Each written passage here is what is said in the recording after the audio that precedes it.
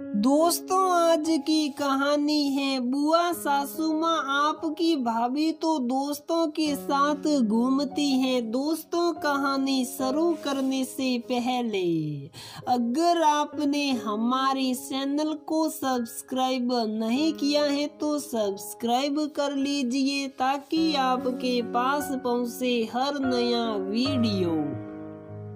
बुआ जी समझाइए ना मम्मी जी को, वो हमारी तो सुनती ही नहीं है। ये कोई उम्र है दोस्त बनाने की, जब देखो तब दोनों लोग साथ में घूमने निकल जाते हैं। अब तो सोसाइटी के सभी लोग आते जाते ताने मारने लगे हैं। निधि अपनी बुआ सास से अपनी सास शीला देवी की शिकायत कर रही है, जो उम्र के इस पड़ाव में अपनी निरस जिंदगी में खुशियों के कुछ रंग भरने की कोशिश कर रही है। शीला देवी महज 18 साल की थी जब उनके पिता ने उनकी पढ़ाई छुड़वाकर उनकी शादी विनीत से करवा दी थी। विनीत एक व्यापारी पिता के एक बेटी दो बेटों में सबसे बड़े बेटे थे, जो पढ़ना लिखना छोड़ अपने पिता की दुकान संभालते थे। शादी होते ही शीला जी ने पूरा घर संभाल लिया था। शादी के 2 साल बाद शीला देवी ने जुड़वा बच्चों, एक बेटा एक बेटी को जन्म दिया। शीला देवी अपने पति और बच्चों को ही अपनी पूरी दुनिया समझ उसी में खुश रहती, पर उनकी ये खुशी ज्यादा दिन तक नहीं रही। एक दिन एक सड़क दुर्घटना में उनके पति विनीत की मौत हो गई। शीला अपने छोटे छोटे बच्चों को सीने से चिपकाए उनके भविष्य के बारे में सोच जार जार रोती रहती थी। तभी उनके ससुर ने शीला जी के सर पर हाथ रख कहा था, बेटा, मुझे मेरा बेटा खोने से ज्यादा तुम्हारे भविष्य की चिंता है। जब तक मैं हूँ तब तक तो सब ठीक है, पर उसके बाद क्या? बेटा, तुम चाहो तो मैं तुम्हारी दूसरी शादी करने को तैयार हूँ, पर उससे पहले मैं चाहता हूँ कि तुम अपनी अधूरी पढ़ाई पूरी करके आत्म निर्भर बन जाओ, ताकि तुम्हें कभी भी बच्चों के भविष्य की चिंता न हो। शीला जी अपने ससुर जी की बात मानकर आगे की पढ़ाई करने लगी। तब उनके ननद ने एक सहेली बन अपनी पढ़ाई के साथ साथ घर और बच्चे संभालने में उनकी पूरी मदद की। जल्द ही दोनों ननद भाभी की नौकरी लग गई। शीला जी के ससुर जी ने अपनी बेटी के साथ साथ जब उनके लिए भी लड़का ढूंढना चाहा तो उन्होंने साफ मना कर दिया, ये बोलकर कि नहीं पापा जी, मैं दूसरी शादी नहीं करना चाहती। मैं अब सिर्फ अपने बच्चों का अच्छा भविष्य बनाना चाहती हूँ। मैं नहीं चाहती कि मेरे किसी भी फैसले से मेरे बच्चों को कोई तकलीफ हो। ससुर जी के बहुत समझाने पर भी वो अपने फैसले पर अडिग रही, तो ससुर जी ने अपनी बेटी और छोटे बेटे का विवाह कर सबको अपनी जायदाद से हिस्सा देकर अलग कर दिया और खुद शीला जी के साथ ही रहने लगे। शीला जी ने अपने पिता समान ससुर की खूब सेवा की और अपने बच्चों को भी अच्छी परवरिश दी।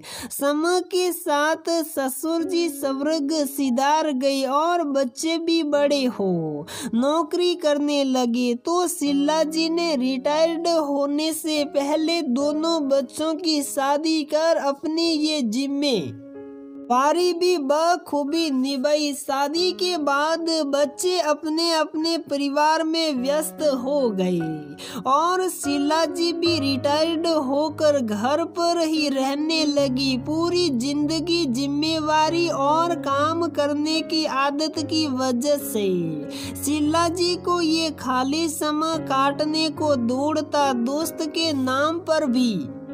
सिर्फ उनकी ननद थी, वो भी दूसरे शहर में रहती थी, तो समय काटने के लिए वो पास के पार्क में जाने लगी, जहां उनकी उम्र के काफी लोग आते, जिनसे उनकी अच्छी दोस्ती भी हो गई। पर जैसे बहुत सारे दोस्तों में कोई एक खास दोस्त होता, वैसे ही वो खास दोस्त उन्हें दीपक के रूप में मिला। दीपक के साथ वो अपने दुखों को भूल थोड़ा मुस्कुरा लेती। कभी सारे दोस्त मिलकर पिकनिक मनाने चले जाते, पर बेटा बहू पोता पोती जो अपने लिए नए जमाने की वकालत करते थे, वो ही शीला देवी की पवित्र दोस्ती पर शक करते हैं। जब शीला देवी ने अपनी दोस्ती को पवित्र उसे तोड़ने से मना कर दिया, तो बहू ने शीला जी की ननद को वीडियो कॉल लगाकर उनकी शिकायत कर दी। तभी सामने से शीला देवी जी आते दिखाई दी। मोबाइल के सामने शीला जी के आते ही उनकी ननद ने ओ भाभी बोलकर उनका ध्यान अपनी तरफ आकर्षित किया। स्क्रीन पर अपनी ननद को देख उन्होंने खुश होकर कहा, अरे दीदी आप कैसी हैं आप? मैं तो बढ़िया हूँ भाभी, आप बताइए पिकनिक कैसी रही? अच्छी रही दीदी, आपसे कहा था आने को पर आप आई नहीं। अगर आप भी आ जाती तो और भी मजा आता। ननद भाभी की ऐसी नॉर्मल बातें सुन बहू निधि का सर सकराने लगा। कहाँ तो वो अपनी सास की शिकायत कर सोच रही थी कि बुआ उनको डांटेगी, कहाँ वो खुश होकर उनकी पिकनिक के किस्से सुन रही हैं। तभी फोन में बुआ सास के मुंह से अपना नाम सुनकर निधि का ध्यान उनकी तरफ गया, जो बोल रही थी, क्या हुआ बहुरिया, कहाँ खो गई? निधि अचानक हुए इस सवाल से घबरा सी गई और हकलाते हुए बोली, कहीं नहीं बुआ जी। तभी वहाँ से बुआ जी की आवाज गूंजी, मैं समझती हूँ बेटा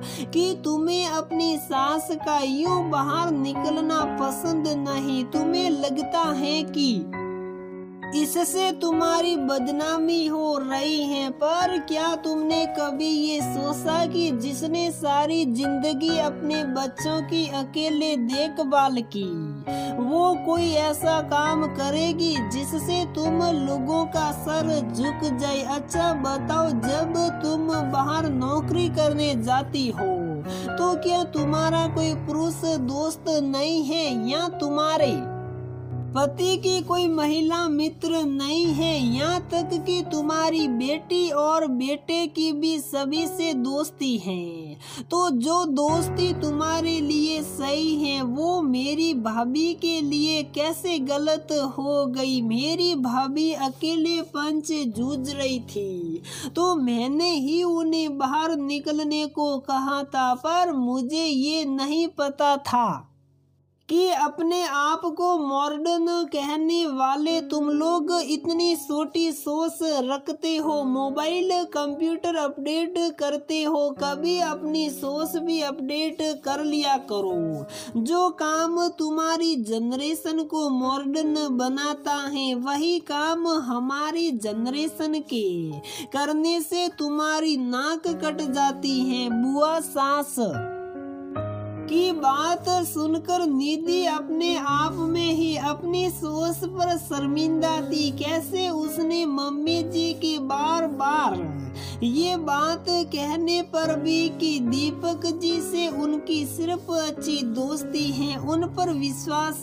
नहीं किया और दूसरों की बातं में आकर वो अपनी इतनी अच्छी सास को गलत समझने लगी थी। बात समझ आते ही निधि ने सबसे पहले अपनी बुआ सास से अपनी गलती की माफी मांगते हुए अपनी सोच बदलने के लिए धन्यवाद बोला और फोन काट कर अपनी सास शीला देवी से बोली, मम्मी जी मुझे माफ कर दीजिए, मैंने कभी आपके अकेलेपन को नहीं समझा, बस हमेशा आपको गलत समझा, पर अब नहीं, अब मैं अपने साथ साथ सभी की सोच बदलने की कोशिश करूंगी। इसीलिए कल घर में पार्टी होगी जिसमें हमारे दोस्तों के साथ आपके भी दोस्त आएंगे और अब से आप जब और जहां जाना शायद जाइए। बहू की बात सुनकर शीला देवी ने अपनी बहू को गले से लगा लिया। आज नई और पुरानी जनरेशन की सोच मिल गई थी जिससे चारों तरफ शक और नफरत के कांटे सूख कर प्यार और खुशियों के फूल खिल गए थे। दोस्तों, हम कभी भी किसी पुरुष और महिला को एक साथ देखते हैं तो उनके बारे में गलत ही सोचते हैं, पर कभी खुले विचारों से देखना हो सकता है कि वो सिर्फ एक बहुत अच्छे दोस्त ही हो। तो दोस्तों, हमारी ये कहानी यहीं पर समाप्त होती है। अगर आपको हमारी ये कहानी पसंद आती है तो प्लीज वीडियो को लाइक करें, शेयर करें और हमारे चैनल को सब्सक्राइब जरूर करें।